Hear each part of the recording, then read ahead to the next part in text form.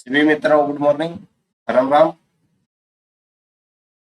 जैसे हमने पिछली जो कक्षा जो हमारी थी उसमें हमने देखा था कि मगध जो साम्राज्य उसके बारे में हम विस्तार से उसकी जो जानकारियां जो थी वो आपके सामने शेयर कर रहे थे।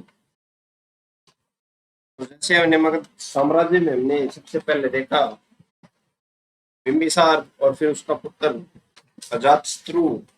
और अजातशत्रु की जो है हत्या कर दी थी उसके पुत्र किसने, उदयन ने। तो कल हमने किया था उदयन तक, ठीक है। तो आज शुरू करते हैं उदयन से आगे। तो आइए देखते हैं उदयन, मगध साम्राज्य।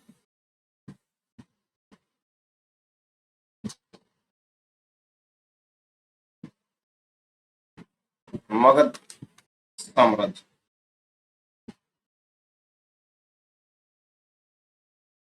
मगध साम्राज्य में कौन उदयन।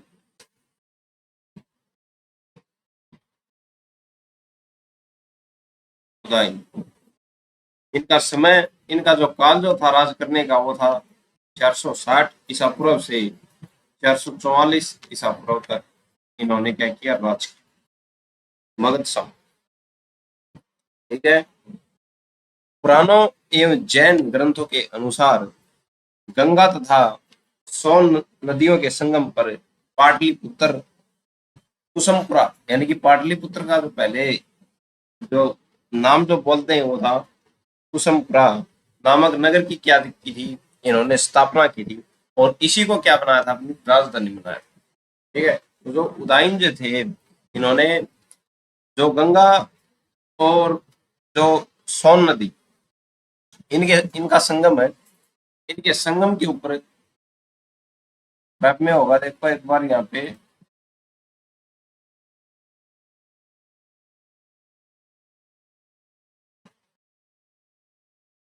ये, तो ये है गंगा और ये है पाटलिपुत्र, ठीक है, पटना, ठीक है। तो यहाँ पे क्या की इन्होंने, जो पाटलिपुत्र की क्या कर दी, स्थापना कर दी, यानी कि एक नया नगर बसाया। और इसी का नाम क्या था, कुसुमपुरा। तो ये पूछ ले कि कुसुमपुरा, कुसुमपुरा की स्थापना किसने की। तो कुसुमपुरा की जो स्थापना जो थी उदयन ने की थी, ठीक है। और इसी को अपने क्या बना दिया था, राजधानी बना दिया, ठीक है। और फिर इसका नाम जो परिवर्तित हो क्या हुआ, पाटलिपुत्र। वर्तमान में पटना का क्षेत्र जो है। और ये कौन से संगम पर था, गंगा और सोन नदी के संगम पर बसा हुआ नगर, ठीक है। और उसी को क्या बना दिया था, उदयन ने अपनी राजधानी बना ली। और ये जो था जैन धर्म को मानने वाला, जैन धर्म में विश्वास था। तो आइए देखते हैं उदयन ने, उदयन ने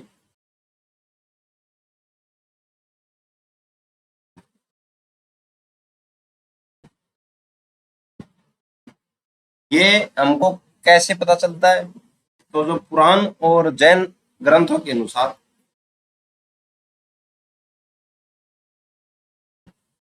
यानी कि पुराणों और जैन ग्रंथों के अनुसार,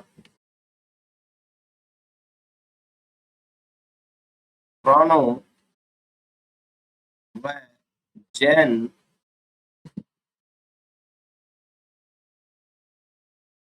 ग्रंथों के अनुसार, यानी कि ये बताते हैं हमको, पुराण बताते हैं। और जो जैन ग्रंथ है, जैन ग्रंथ में विश्वास रखता था जैन धर्म में।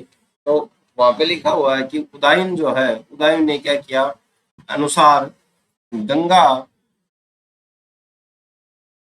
व सोन नदियों के संगम पर, संगम होता है जहाँ पे दो नदी आके मिलती है, संगम पर पाटलिपुत्र,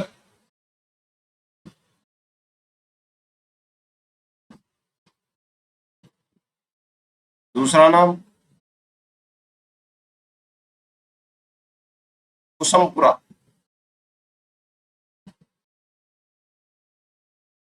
ठीक है, नामक नगर की क्या की स्थापना की।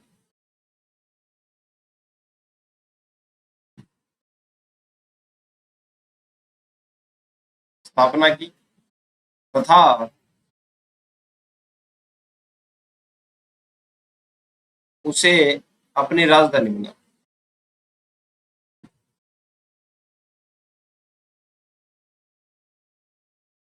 राजधानी बना।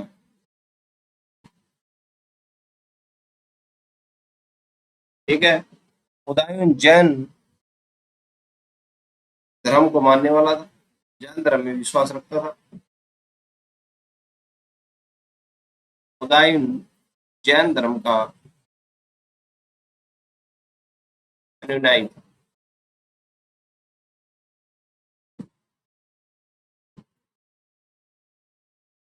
ठीक है, तो ये देखा कि जो उदयन जो था, इसका जो शासनकाल जो था 460 ईस्वी से लेकर 444 ईसा पूर्व तक इन्होंने अपना शासन किया। और पुराणों और जैन साहित्य के अनुसार या ग्रंथों के अनुसार, क्योंकि जैन धर्म को मानने वाला था, और जैन साहित्य और पुराणों के अनुसार इसने क्या किया कि जो गंगा और सोन जो नदी का जो संगम है, जहाँ पे नदी आके मिलती है, वहां पे पाटलिपुत्र या कुसुमपुरा नामक नगर की क्या की स्थापना की, और इसी को क्या बना दिया, अपनी राजधानी बना दी। ठीक है, आगे देखते हैं। इस वंश के अंतिम शासक, ये जो था, ये था उदयन के बारे में, जो इसने इम्पोर्टेंट इम्पोर्टेंट काम हुए थे। ठीक है, अगला जो है, इस वंश के अंतिम शासक नाग दर्शक या दर्शक को शिशुनाग नामक एक मंत्री, यानी कि अमात्य, उस समय मंत्री को बोलते थे अमात्य। अमात्य ने पद से हटा दिया और मगध पर क्या किया, मगध की गद्दी पर अपना अधिकार कर दिया। ठीक है, तो जो हमने देखा, कौन सा वंश जो था ये, ठीक है, हरियक वंश। हरियक वंश का जो अंतिम शासक जो माना जाता है, वो कौन है, वो है, अंतिम जो शासक है उसका नाम है नाग दर्शक, या इसको बोलते हैं दर्शक। तो ये जो जब नाग दर्शक जो था, ये मगध की गद्दी के ऊपर बैठा, तो उसी के एक मंत्री, उसका मंत्री को बोलते थे उस समय अमात्य, उसका नाम जो था, उस मंत्री का नाम था शिशुनाग। शिशुनाग ने क्या किया, इसको जो है पद से हटा दिया और मगध की गद्दी पर क्या किया, अपना अधिकार जमा किया। ठीक है, इससे जो मगध जो साम्राज्य है, उस मगध साम्राज्य के ऊपर नागवंश का क्या हो गया, अधिकार हो गया। यानी कि शिशु नागवंश का क्या होगा, अधिकार हो गया, और एक नए वंश का उदय हुआ, जिसका नाम है शिशु नागवंश। तो ये लिखते हैं,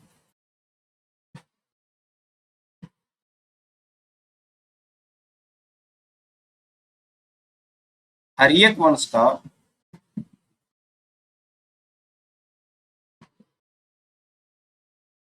अंतिम शासक,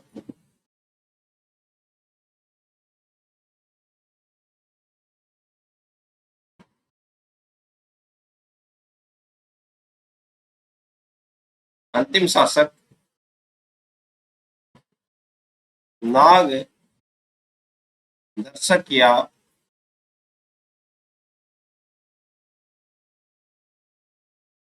दर्शक को शिशुनाग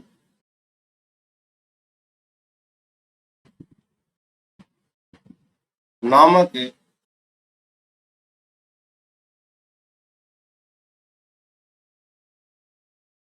अमात्य, उस समय नाम था, जो मंत्री जो था उसको क्या बोलते थे, अमात्य। अमात्य या मंत्री ने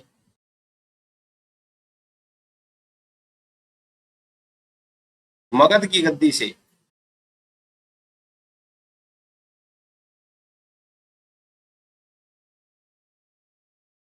गद्दी से हटा दिया और मगध पर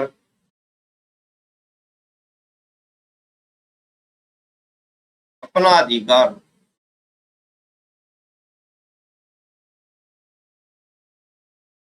कर लिया।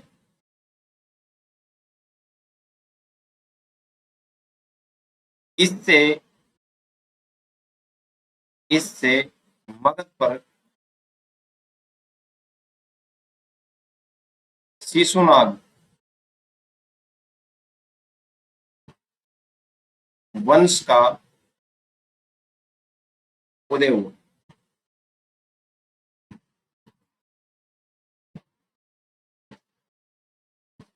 उदय हुआ, ठीक है। तो एक वंश का जो अंतिम शासक था उसको बोलते थे नाग दर्शक, या दर्शक को जो शिशुनाग, इसका जो मंत्री जो था, मंत्री को उस समय बोलते थे अमात्य, ठीक है, अमात्य। तो इसने जो मगध की गद्दी से इसको हटा दिया और अपना अधिकार कर लिया। तो अपना अधिकार करने के बाद मगध की गद्दी के ऊपर जो है किसका अधिकार होगा, एक नए नया वंश का उदय हुआ जिसका नाम था शिशुनाग वंश। तो शिशुनाग वंश की बात देखते हैं हम, कौन कौन इसके शासक हुए और कौन कौन शक्तिशाली शासक थे। आइए शुरू करते हैं। मगध पर, मगध साम्राज्य, कौन सा वंश, शिशुनाग।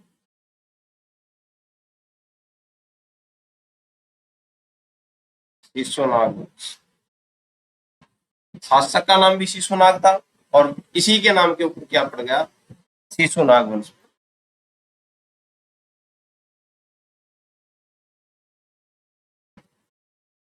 412 ईस्वी से ईसा पूर्व,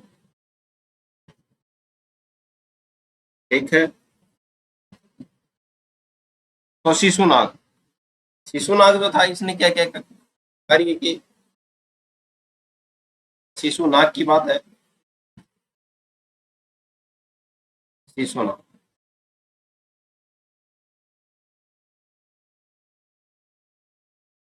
शिशुनाग, इसका जो समय जो था वो था 412 ईस्वी से 344,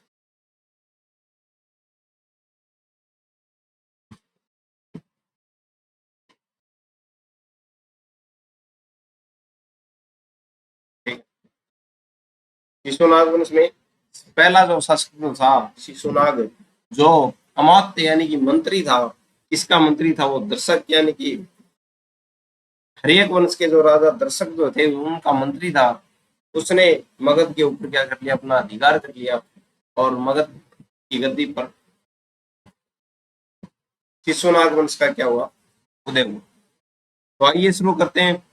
शिशुनाग ने अवंती तथा वत्स राज्य पर अधिकार कर लिया। तो शिशुनाग ने दो जो राज्य जो थे इन पर अधिकार कर लिया, उसे मगध साम्राज्य में मिला लिया, ठीक है। दोनों मिला लिए, कहाँ पे, मगध साम्राज्य में। कहाँ पे, ये देखते हैं, अवंती और वत्स। ये है वत्स और ये है अवंती। तो यहां से इसने क्या किया, ये दोनों के दोनों राज्य जीत लिए, क्योंकि नर्मदा नदी यहाँ से जा रही तो पानी का प्रभाव था, अच्छी खासी यहाँ पे पैदावार होती थी। तो ये जो राज्य है गंगा, यमुना और गंगा का दोहन यहाँ से था, तो विकसित राज्य थे, तो ये दोनों जीत लिए इस। और यहाँ पे क्या कर लिया, अपना अधिकार कर लिया किसने, शिशुनाग ने। अच्छा, फिर क्या किया, जनता द्वारा और अपने साम्राज्य में क्या किया, ये मिला ली, ठीक है। इस समय मगध साम्राज्य के अंतर्गत बंगाल से लेकर मालवा तक का भूभाग सम्मिलित, ठीक है। तो बंगाल से लेकर मालवा तक, यानी कि ये जो क्षेत्र है गुजरात वाला, यहाँ तक का, यहाँ से लेके, ठीक है, और ये पूरा का पूरा भाग, ठीक है, क्षेत्र किसके कब्जे में आता था, मगध साम्राज्य के कब्जे में, ठीक।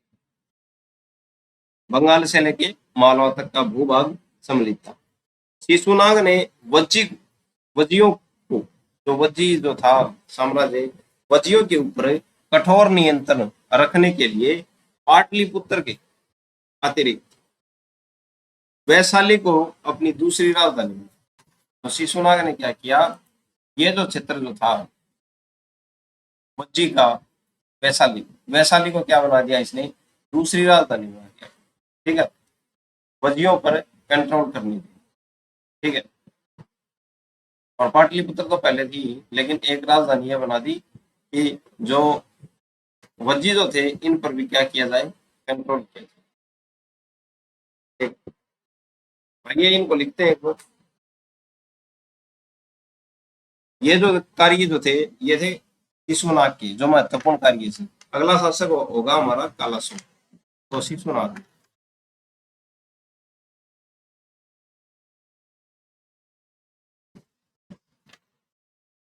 समय हमने देख लिया 412 ईस्वी से ईसा पूर्व से 344 ईसा पूर्व। ठीक है, शिशुनाग ने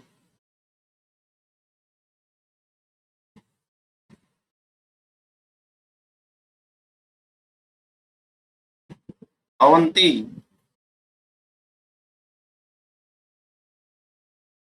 तथा वत्स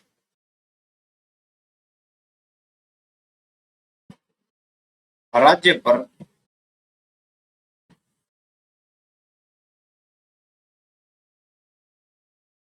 अधिकार कर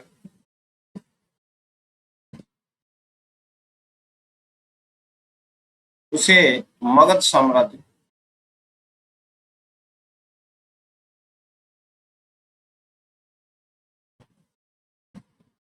मगध साम्राज्य में मिला लिया।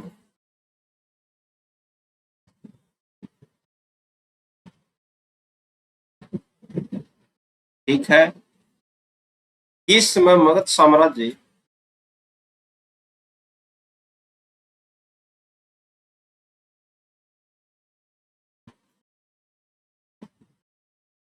मगध साम्राज्य के अंतर्गत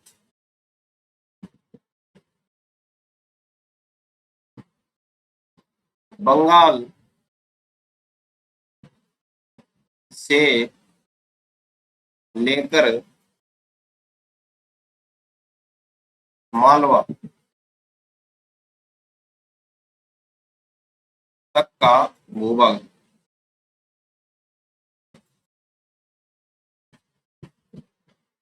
मालवा तक का भूभाग सम्मिलित था। यानी किसके कंट्रोल में था पूरा का पूरा भूभाग, जो मगध जो साम्राज्य है उसके नियंत्रण में सम्मिलित। ठीक है, और क्या किया शिशुनाग ने, पहले तो अवंती और फिर वत्स दोनों के दोनों अपने राज्य में मिला लिए। ठीक है, शिशुनाग ने वजियों के ऊपर, यानी कि जो शिशुनाग जो है, शिशुनाग ने वजियों के ऊपर कंट्रोल नहीं हो रहा था, इसलिए इसने क्या किया, वैशाली को अपनी राजधानी बना दी, दूसरी राजधानी। शिशुनाग ने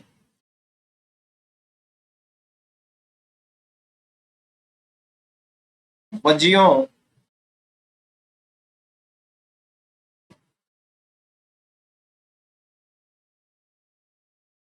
शिशुनाग ने वजियों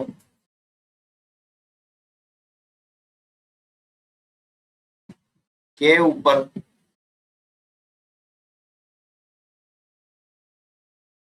कठोर नियंत्रण, ताकि ये विद्रोह न कर सके, नियंत्रण करने के लिए, रखने के लिए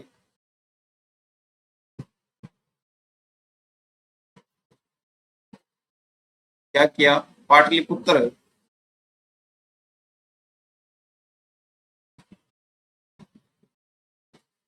के अतिरिक्त, पाटलिपुत्र तो थी पाटलिपुत्र से अतिरिक्त अतिरिक्त क्या किया, वैशाली को अपनी राजधानी बना दिया, दूसरी राजधानी। तो ये आ जाए कि किस शासक ने पाटलिपुत्र के अतिरिक्त वज्जियों पर नियंत्रण करने के लिए अपनी दूसरी राजधानी वैशाली को बनाया, तो नाम होगा शिशुनाग।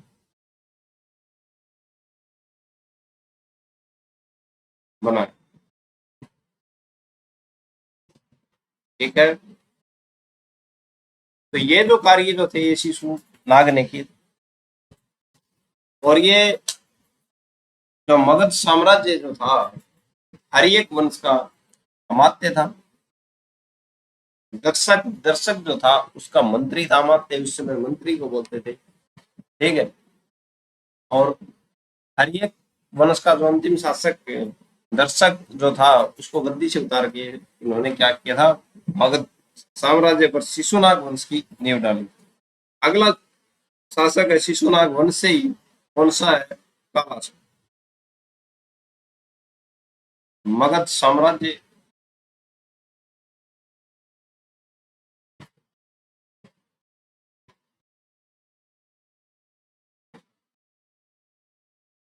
शिशुनाग वंश और शासक का क्या नाम है, कालासु।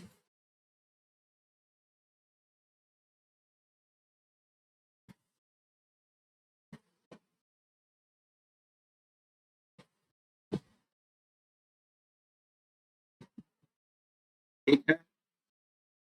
दूसरा नाम इसका है या काक वर्ण। और इसका जो टाइम पीरियड है वो है 394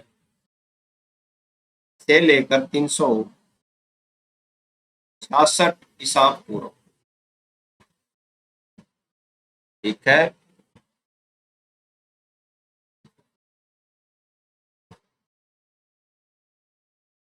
आइए देखते हैं।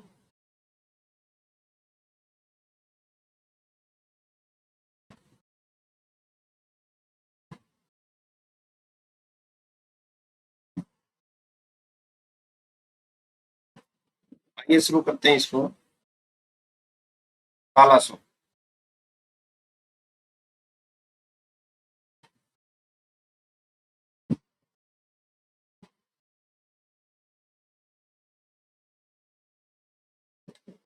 कालाशोक का दूसरा जो नाम था काकड़ वर्ण जो था, काक वर्ण।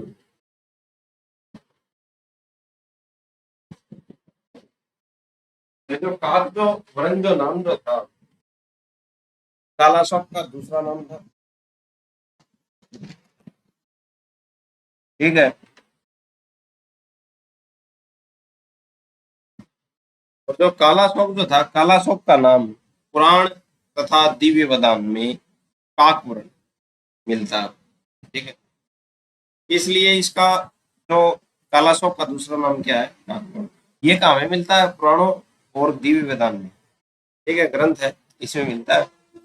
इसने वैशाली के स्थान पर उन्हें क्या किया, पाटलिपुत्र को अपनी राजधानी बना लिया। वही अकेली राजधानी क्या बना दी, पाटलिपुत्र बना दी, वैशाली को छोड़ दिया। ठीक है। वैशाली से हटाकर क्या बना दी, अकेली राजधानी क्या बना दी, पाटलिपुत्र। ठीक है। फिर जो है, और इसने महत्वपूर्ण कार्य जो क्या किए, सियली महाकाव्यों के अनुसार गौतम बुद्ध के महापरिनिर्वाण के लगभग 200 वर्ष बाद क्या हुई, बौद्ध संगति हुई। ठीक है। 200 वर्ष बाद कालाशोक के शासनकाल के 10 वर्ष के 10 वर्ष में 10 वर्ष हो चुके थे जिन्होंने जो शासन करते हुए, वैशाली में क्या हुई, दूसरी बौद्ध संगति हुई। ठीक है।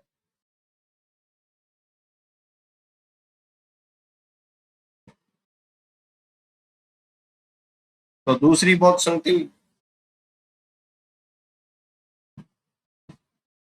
अब जो दूसरी बौद्ध जो संगति हुई थी वो कहाँ पे हुई थी, वैशाली में हुई थी। और कालाशोक के 10 वर्ष हो चुके थे शासन करते हुए। 10वें वर्ष में हुई थी, ठीक है। और इस संगति का जो टाइम पीरियड है वो है 383 ईसा पूर्व में। विदेह उत्पन्न होने के कारण यह संप्रदाय दो भागों में बट गया। तो इस संगति में क्या हो गया, तो इस संगति में जो लोग आए हुए थे, जो ज्ञानी लोग आए हुए थे, उनमें क्या हो गया, विभेद हो गया। विभेद होने के कारण जो ये दो संप्रदाय जो था, बौद्ध संप्रदाय, ये दो भागों में बटा, ठीक है। सावर्ज्ञ और महासादिक दो भागों में बट गया, ठीक। और दो भागों में बटने के कारण जो सावर्ज्ञ जो लोग जो थे, वो जो परंपरागत जो नियम चले आ रहे थे, जो गौतम बुद्ध के, उनमें विश्वास रखते, ठीक है। जिन भिक्षुओं ने बौद्ध संघ में नए नियमों को समावेशित कर लिया, वे उनको क्या बोला जाने लगा, महासाधिक, ठीक है। तो आइए इन बातों को लिखते हैं। तो काला शोक,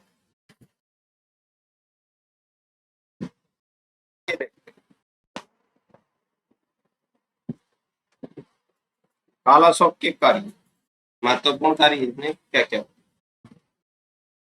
ठीक है। तो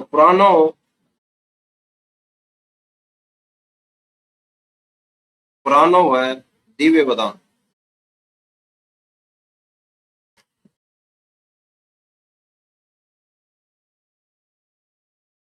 दिव्य वरदान में काला शोक को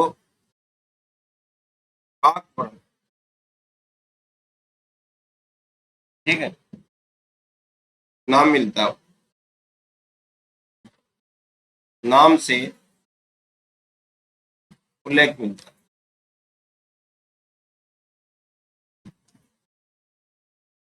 ठीक है। तो पुरानो व दिव्य वरदान में काकवर्ण के नाम से काला शोक का वर्णन उल्लेख मिलता है। पुराणों में क्या और दिव्य विधान में कलशों को क्या बोलते हैं, काकवर्ण नाम से, ठीक है। ये पहला पॉइंट। दूसरा, कालाशोक ने क्या किया, पाटलिपुत्र से हटाकर अपनी राजधानी ना वैशाली से हटाकर, वैशाली से हटाकर अपनी राजधानी कहाँ पे बना ली, वापिस पाटलिपुत्र। कालाशोक ने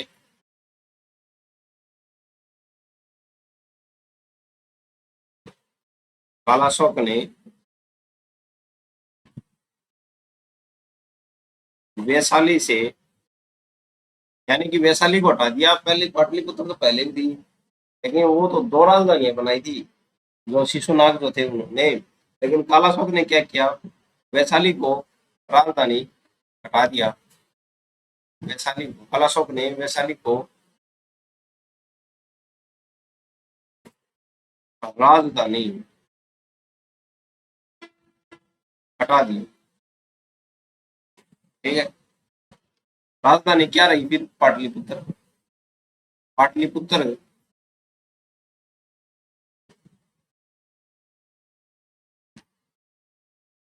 पाटलिपुत्र को क्या बनाया, पाटलिपुत्र को राजधानी,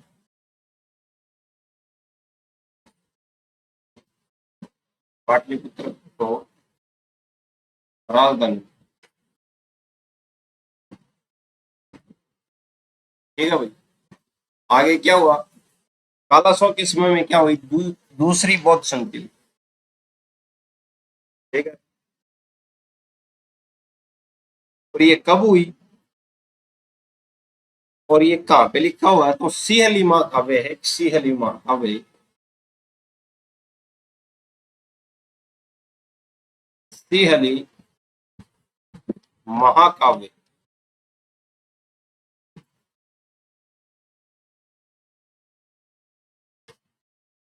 महाकाव्यों के अनुसार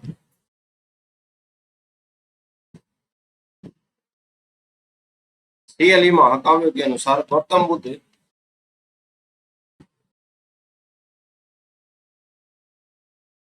के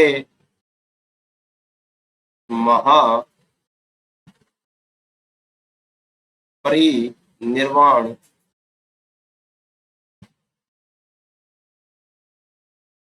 के लगभग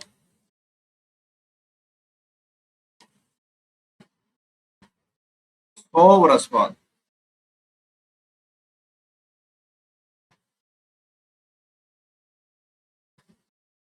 100 वर्ष बाद काला सौ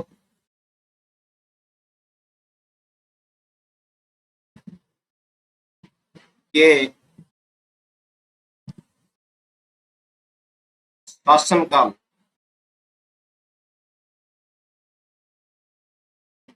के 10वें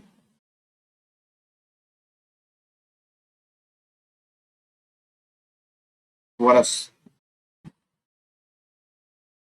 वैशाली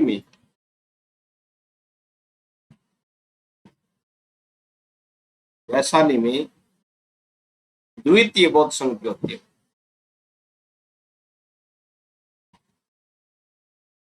द्वितीय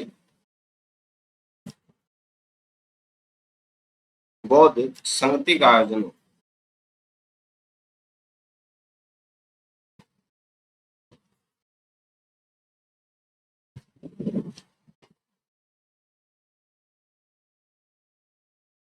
ठीक है,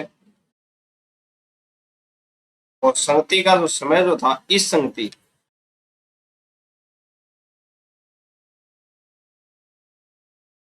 या 383 ईसा पूर्व, ठीक है, 383 ईसा पूर्व में संगति हुई थी।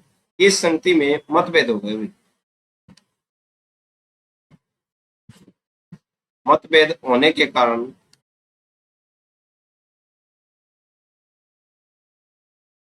क्या हुआ,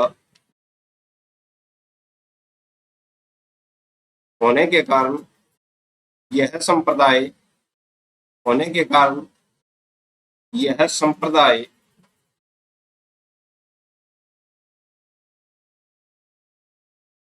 दो भागों में बट गया।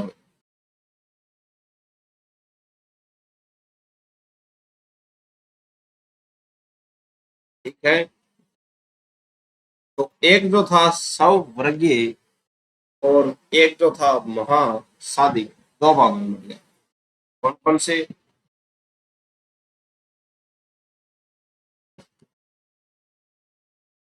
सवर्गीय और दूसरा कौन सा था?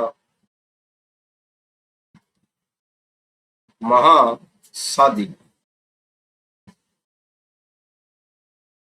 ठीक है, तो सवर्गीय जो थे, ठीक है, जो परंपरागत नियमों के में आस्था जो रखने वाले थे, उनको सवीर या सवर्गीय बोला जाता था।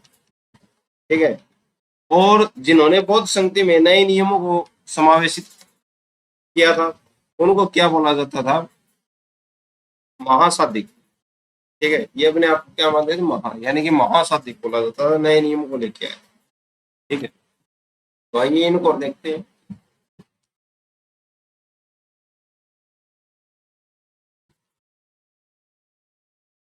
सवर्गीय या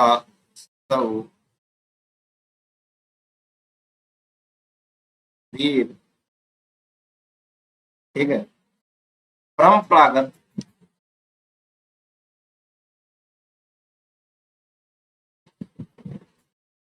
नियमों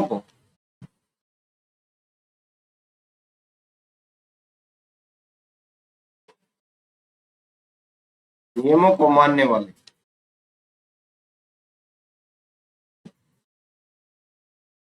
ठीक है, और महासाधिक,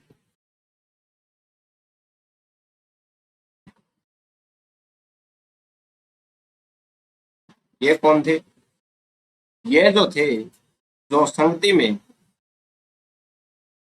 यानी कि जो बौद्ध संघ जो था, संघ में, बौद्ध संघ में नए नियम, नए नियमों को लाने वाले। ठीक है, तो स्वर्गीय को जो परंपरागत नियमों को जो मानते थे वो स्वर्गीय सबीर या और जो महासाधिक जो थे, जो महान मानते थे अपने आप को, वो बौद्ध संघ में नए नियम लेने वालों को बोलते हैं। तो ये दो भागों में बट गए द्वितीय बौद्ध संघ के। ठीक है। कालाशोक की मृत्यु के पश्चात उसके उत्तराधिकारियों ने 400 कालाशोक की मृत्यु के पश्चात उसके उत्तराधिकारियों ने 300 जो 44 ईसा पूर्व तक शासन किया। इस वंश का अंतिम शासक नंदीवर्धन, ठीक है, महानंदीन था। कौन से वंश का? शिशुनाग वंश। आइए लिखते हैं। कालाशोक की मृत्यु के बाद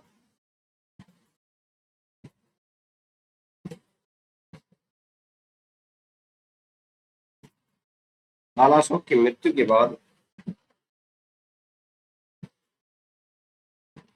उसके उत्तराधिकारियों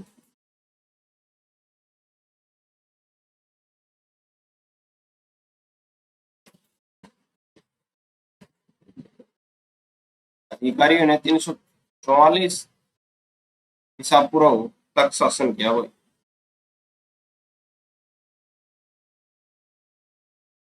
लेकिन कोई भी प्रभावशाली शासक नहीं हुआ, इसलिए ये जो वंश था ये भी धीरे धीरे शांत हो गया, पतन के कगार पर शासन किया। इस वंश का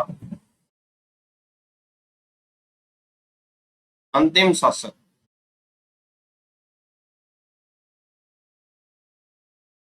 कौन था भाई? नंदीवर्धन।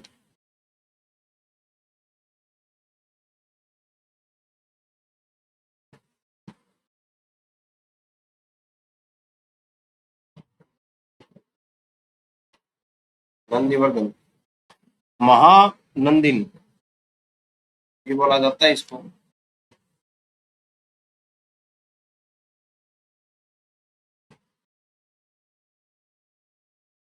महानंदिन,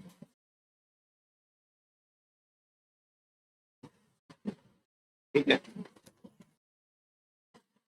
उसके बाद जो शासन आता है वो आता है नंद नंद वंश।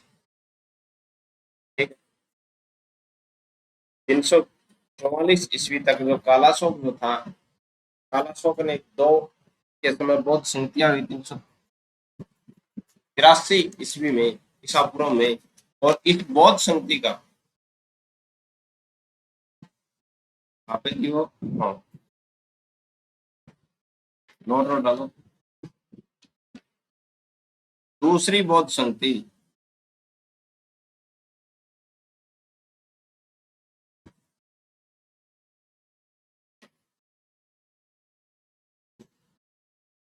बौद्ध संधि की अध्यक्षता किसने की है भाई? सब काम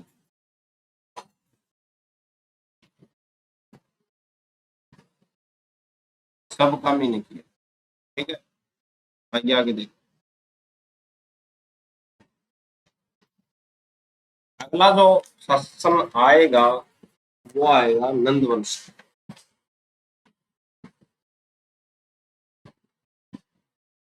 मगध साम्राज्य,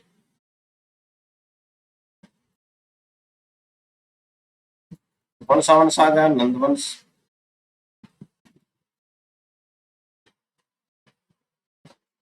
इनका जो काल जो है नंद वंश का कहाँ तक रहता है? 344 ईस्वी से ईसा पूर्व से 322 ईसा पूर्व, ये रहता है इनका समय। पुराणों के अनुसार इस वंश का संस्थापक महापद्मनंद महापद्मनंद एक शूद्र शासक। ठीक है। पुराणों में पद्मनंद को जो क्षत्रियों का नाशक, सर्व जो क्षत्रिय जो थे उनका नाशक करने वाला बोला जाता है। तथा भार्गव यानी कि परशुराम का क्या माना जाता है, अवतार माना। तो परशुराम ने भी क्या किया, क्षत्रियों का नाश किया था। तो महापद्मनंद जो है इसको भी पुराणों में क्या बोला जाता है, क्षत्रियों का नाशक करने वाला, ठीक है, कहा जाता है। एक विशाल साम्राज्य स्थापित कर उसने, एक विशाल साम्राज्य क्या कर लिया था उसने, स्थापित कर लिया। तो इसे एक उपाधि देते हैं, एक छत्रक की उपाधि मिलती है, ठीक है। नंदों ने जो कलिंग जो था, कलिंग जीतकर मगध की शक्ति को बढ़ाया तथा विजय स्मारक के रूप में जिनकी मूर्ति उठा लाए थे, कहां से, कलिंग से, ठीक है। महापद्मनंद के 8 पुत्रों में धनानंद सिकंदर का समकालीन था, ठीक है। तो धनानंद किसका पुत्र था, महापद्मनंद का, और ये सिकंदर का समकालीन था। सिकंदर यूनानी, ठीक है, सिकंदर का समकालीन था। ग्रीक यूनानी लेखकों में इसे अग्रमीज कहा जाता है, इसको धनानंद, ठीक है। धनानंद के समय 326 ईसा पूर्व में सिकंदर ने पश्चिमोत्तर भारत यानी कि पाकिस्तान काबुल वाले क्षेत्र में पश्चिम की तरफ से आक्रमण किया था। 322 ईस्वी में चंद्रगुप्त मौर्य ने अपने गुरु चाणक्य की सहायता से धनानंद की हत्या कर मौर्य वंश के शासन की नींव डाली। तो आइए देखते हैं इनमें जो महत्वपूर्ण, नंदवंश में जो महत्वपूर्ण शासक जो थे उनके बारे में। तो सबसे पहले नंदवंश, और नंदवंश में महापद्मनंद, इनके बारे में देखते हैं। आइए शुरू करते हैं। पुराणों पुराणों के अनुसार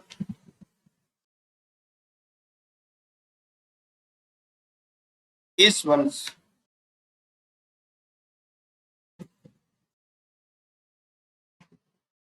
का संस्थापक, कौन से वंश का, नंदवंश का,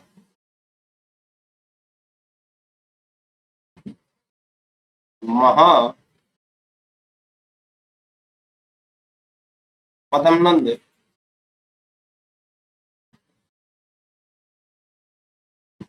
एक सुंदर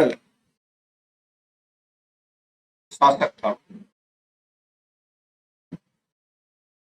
ठीक है। तो संस्थापक कौन था, महापद्मनंद। और महापद्मनंद पद्मनंद जो था ये एक सुंदर शासक, ठीक है। आइए आगे देखते हैं। पुराणों में महापद्मनंद को क्षत्रियों का नाश करने वाला तथा भार्गव यानी कि परशुराम का अवतार कहा जाता है, कि परशुराम ने भी क्या किया था, क्षत्रियों का नाश।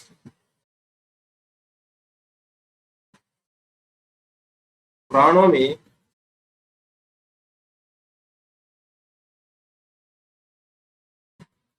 में महापद्मनंद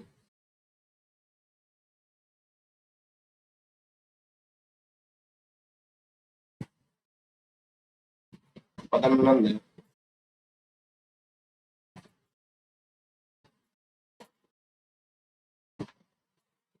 को क्षत्रियों का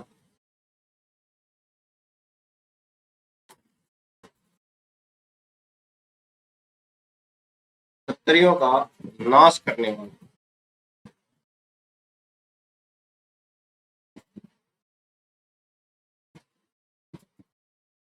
नाश करने वाला तथा भार्गव परशुराम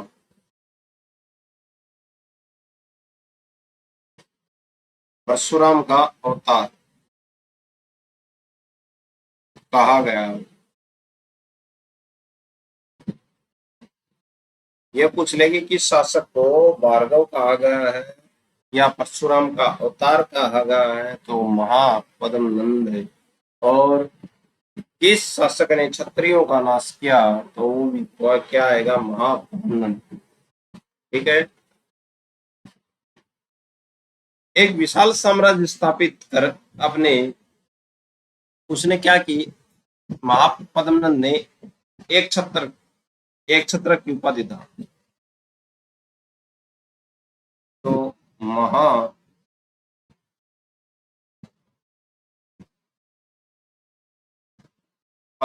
को एक छत्र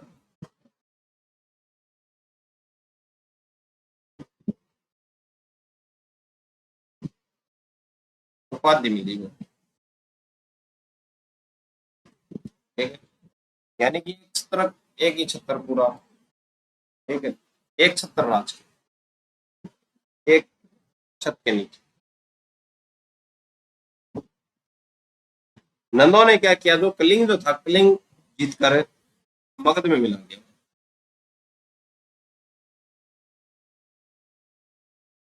नंदों ने कलिंग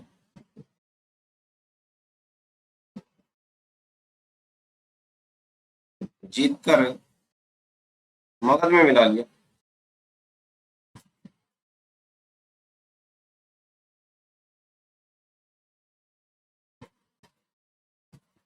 ठीक है। और विजय के रूप में, यानी कि विजय की है तो उसके स्मारक के रूप में क्या किए? जिन की मूर्ति उठा लेके आ गए विजय के स्मारक के रूप में।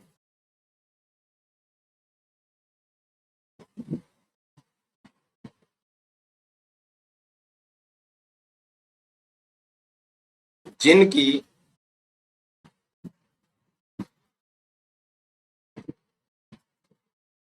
मूर्ति उठा लाए गए। ठीक है, उठा लाए थे। कहां से? कलिंग से।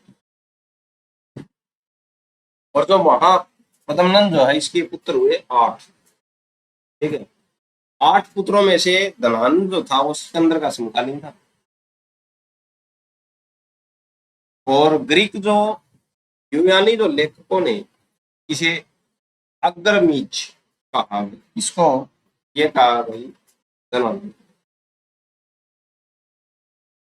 धनानंद महापद्मनंद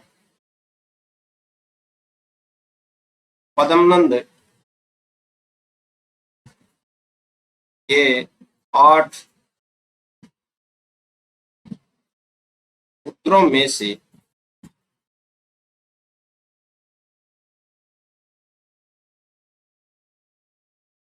धनानंद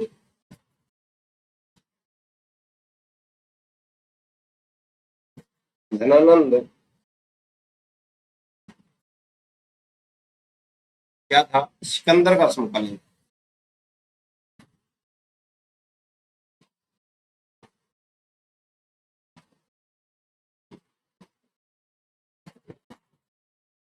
सिकंदर का समकालीन। ठीक है। ग्रीक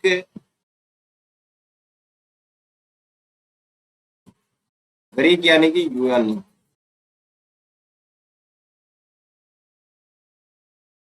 लेखकों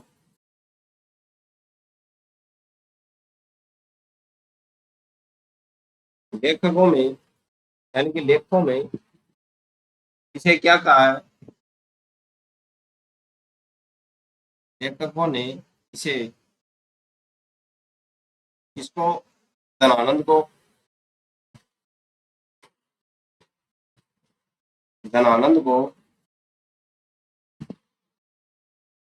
अग्रमीच कहा।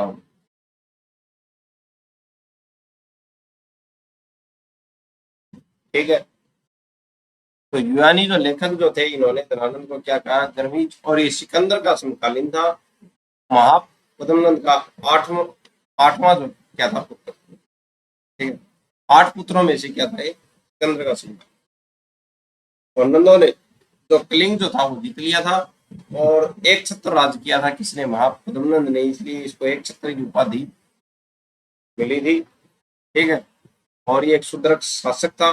शूद्र शासक था तो इसलिए इसको क्या बोला जाता है? भार्गव, यानी कि भार्गव परशुराम का अवतार बोला जाता, परशुराम ने क्या किया था, क्षत्रियों का नाश किया था, वैसे ही इसने भी क्षत्रियों का क्या किया था, नाश किया था महाधर्मनंद। तो धनानंद का राजा होता है धनानंद। धनानंद किसका समकालीन था, ये सिकंदर का समकालीन।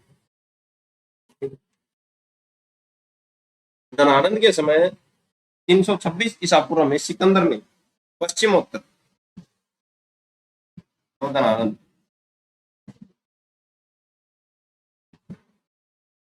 धनानंद के समय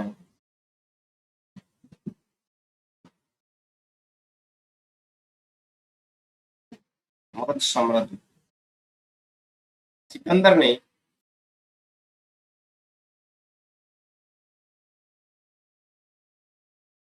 सिकंदर ने पश्चिम मोत्तर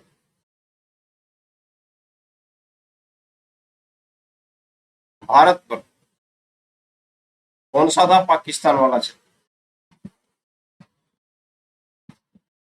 पाकिस्तान काबुल वाला क्षेत्र,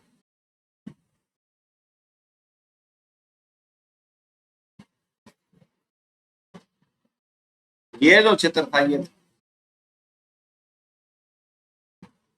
पश्चिम, ठीक है।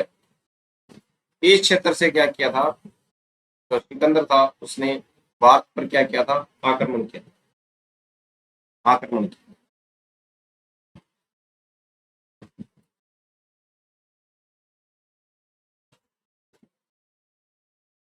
ठीक है,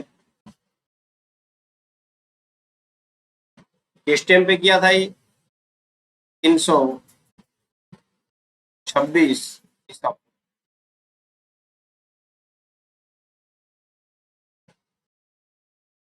ठीक है। अब जो धनानंद जो था उसकी हत्या कर दी किसने, चंद्रगुप्त मौर्य ने 322 322 ईसा पूर्व चंद्रगुप्त मौर्य ने अपने गुरु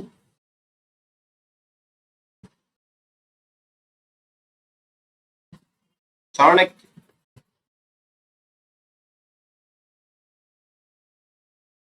चाणक्य की सहायता से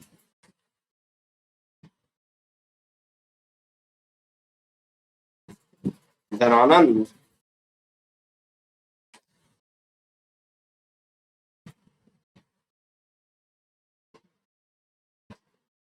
धनानंद की हत्या कर दी,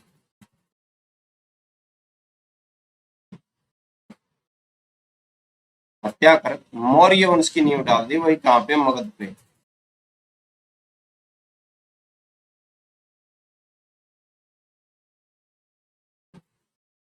नींव डाली वो,